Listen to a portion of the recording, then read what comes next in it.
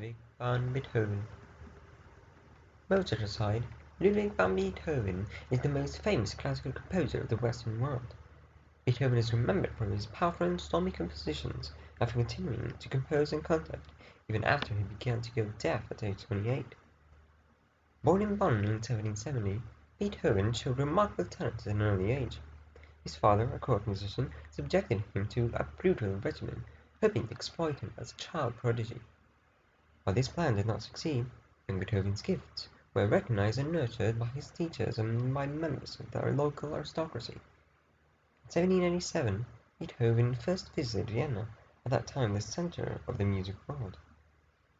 There he performed for Mozart, whom he greatly impressed. In 1792, Franz Joseph Haydn, an Austrian composer, invited him to become his student, and Beethoven returned to Vienna, where he was to remain permanently. Beethoven's unorthodox musical ideas offended the old master, however, and the lessons were terminated. Beethoven studied with several other eminent teachers, including Antonio Salieri, but was developing according to his own singular genius, and could no longer profit greatly from instruction.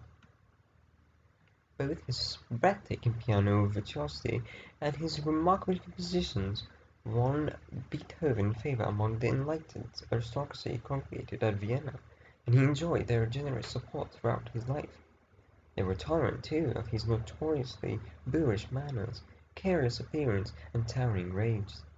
His work itself was widely accepted, if controversial, and from the end of the 1790s Beethoven was not dependent on patronage for his income.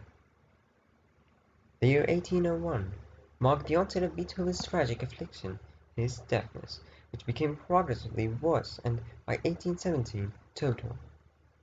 Public performance eventually became impossible, but his creative work was not restricted. Beethoven died, after a long illness, in the midst of a fierce thunderstorm in 1827, and legend has it that the dying man shook his fist in defiance of the heavens. By the way, Beethoven never married. After his death, his friends found letters to a lover he called Immortal Beloved, whose identity has never been discovered.